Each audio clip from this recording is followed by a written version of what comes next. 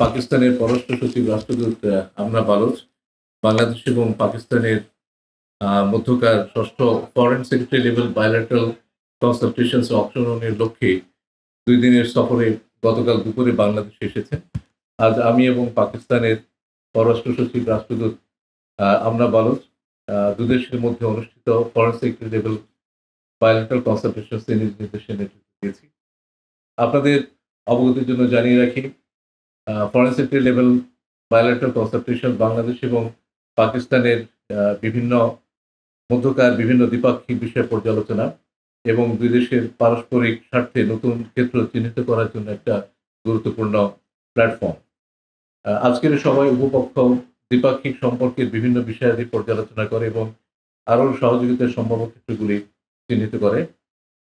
উভয় পক্ষ দ্বিপাক্ষিক সম্পর্ক উন্নয়নে এবং দুই দেশের পারস্পরিক স্বার্থে বিভিন্ন ক্ষেত্রে সহযোগিতায় নতুন গতি আনার জন্য যোগ দেয়। সর্বশেষ পররাষ্ট্র সচিব পর্যায়ে যে বৈঠক দুদেশের মধ্যে অনুষ্ঠিত হয়েছিল সেটি অনুষ্ঠিত হয়েছিল ইসলামাবাদে 2010 সালে।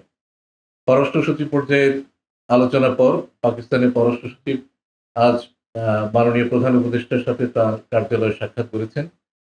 পাকিস্তানের সাথে আমাদের বিদ্যমান সম্পর্ককে আরও এগিয়ে নেবার ব্যাপারে মাননীয় প্রধান উপদেষ্টা তার আশাবাদ ব্যক্ত করেন। তিনি দুদেশের মধ্যে বিদ্যমান দ্বিপাক্ষিক সম্পর্কের নানা দিক নিয়ে আলোচনা করেন।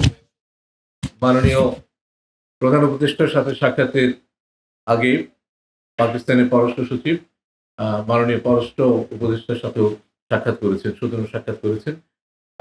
আমি এখন আজকে পররাষ্ট্র সচিব পর্যায়ে যে বৈঠক হয়েছে সেই বৈঠকে যা আলোচনা হয়েছে সেগুলো সংক্ষেপে আপনাদের সামনে তুলে ধরছি। আপনারা জানেন যে পাকিস্তান দক্ষিণ এশিয়া আমাদের অন্যতম গুরুত্বপূর্ণ প্রতিবেশী। সকল প্রতিবেশীদের সাথে সম্পর্ক এগিয়ে নিয়ে যাওয়া আমাদের পররাষ্ট্র নীতির অন্যতম লক্ষ্য।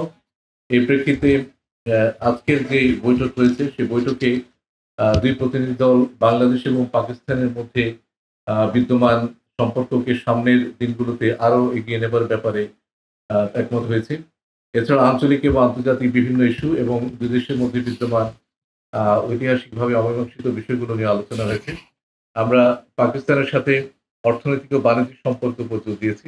পাকিস্তানের বাজারে বাংলাদেশের পণ্যের রপ্তানি বাড়াতে বাজারে প্রবেশের সুযোগ বৃদ্ধি, বাণিজ্য প্রক্রিয়া সহজীকরণ এবং শুল্ক বাধা দূরীকরণ ও বাংলাদেশে পাকিস্তানের বিনিয়োগ বৃদ্ধিকরণের জন্য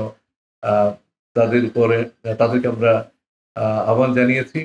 কৃষি, মৎস্য ও প্রাণী সম্পদ খাতে সহযোগিতা বৃদ্ধির জন্য আলোচনা হয়েছে, যাতে প্রযুক্তি, উন্নত প্রজাতি এবং অভিজ্ঞতা বিনিময়ের মাধ্যমে উৎপাদন বৃদ্ধি করা যায়। এছাড়া জলবায়ু পরিবর্তন মোকাবেলা ও বন্যা প্রতিরোধে দুদেশের অভিজ্ঞতা বিনিময়ের উপর জোর দেওয়া হয়। বাংলাদেশ ও পাকিস্তানের মধ্যে পরিবহন এবং যোগাযোগ ব্যবস্থার উন্নয়নের বিষয়ে আলোচনা হয়েছে। আপনারা জানেন যে সাম্প্রতিককালে দুদেশের মধ্যে সরাসরি শিপিং রুট চালু হয়েছে এবং সরাসরি ফ্লাইট পুনরায় চালু করার মাধ্যমে দুই দেশের জনগণের মধ্যে যোগাযোগ এবং ব্যবসা বাণিজ্য বৃদ্ধির বিষয়টিও আজকের আলোচনায় স্থান পেয়েছে। আমরা আশা করছি যে খুব শীঘ্রই দুই দেশের মধ্যে সরাসরি ফ্লাইট চালু করা সম্ভব হবে। আমরা উচ্চশিক্ষা এবং বৈজ্ঞানিক শিক্ষায় পারস্পরিক সহযোগিতার নতুন সুযোগ সন্ধানের উপর গুরুত্ব দিয়েছি এবং এ সকল ক্ষেত্রে পারস্পরিক শিক্ষাবৃত্তির সংখ্যা বৃদ্ধির উপর গুরুত্ব আরোপ করেছি। পাশাপাশি সংস্কৃতি ও ক্রীড়া ক্ষেত্রে সম্পর্ক জোরদার করার প্রয়োজনীয়তার কথাও আলোচনা এসেছে। দুই দেশের শিল্পী, চিত্রশিল্পী, সঙ্গীত শিল্পী, লেখক ও শিক্ষাবিদদের সফরের মাধ্যমে সাংস্কৃতিক বিনিময়কে উভয় পক্ষ থেকে উৎসাহিত করা হয়েছে। এছাড়া আমি পাকিস্তানের সাথে আগে যেমনটা বলেছি বিদ্যমান ঐতিহাসিকভাবে অমীমাংসিত বিষয়গুলো উত্থাপন করেছি, যেমন আটকে পড়া পাকিস্তানিদের প্রত্যাবাসন, অবিভাজিত সম্পদে বাংলাদেশের ন্যায্য হিস্যা প্রদান, 1970 সালের ঘূর্ণিঝড়ে ক্ষতিগ্রস্তদের জন্য প্রেরিত বিদেশি সাহায্যের অর্থ হস্তান্তর এবং 1971 সালে পাকিস্তানের তৎকালীন সশস্ত্র বাহিনী কর্তৃক সংঘটিত গণহত্যার জন্য আনুষ্ঠানিক ক্ষমা চাওয়া।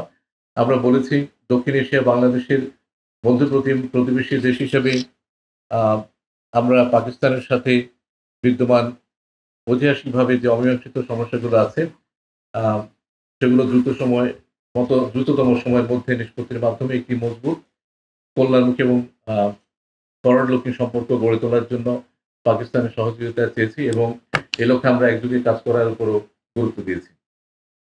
আমরা সার্কের আওতায় সহযোগিতার গুরুত্ব তুলে ধরে এর পুনরুজ্জীবনের আহ্বান জানিয়েছি, যাতে দক্ষিণ এশিয়ায় আঞ্চলিক সহযোগিতা, স্থিতিশীলতা এবং উন্নয়নকে এগিয়ে নেওয়া যায়। আমরা ওআইসি সনদের উদ্দেশ্য বাস্তবায়নে বাংলাদেশের প্রতিশ্রুতি এবং মুসলিম উম্মাহর স্বার্থে কাজ করার ব্যাপারে বাংলাদেশের অঙ্গীকার পুনর্ব্যক্ত করেছি। মধ্যপ্রাচ্যের পরিস্থিতি নিয়ে আলোচনায় বিদেশি গাজা উপত্যকায় ইসরায়েলি দখলদার বাহিনী দ্বারা সংঘটিত গণহত্যা ও চরম মানবাধিকার লঙ্ঘনের নিন্দা জানিয়েছি। আমি জোরপূর্বক বাস্তুচ্যুত মিয়ানমারের নাগরিকদের মিয়ানমারে তাদের মাতৃভূমিতে প্রত্যাবর্তনের লক্ষ্যে পাকিস্তানের সমর্থন কামনা করেছি।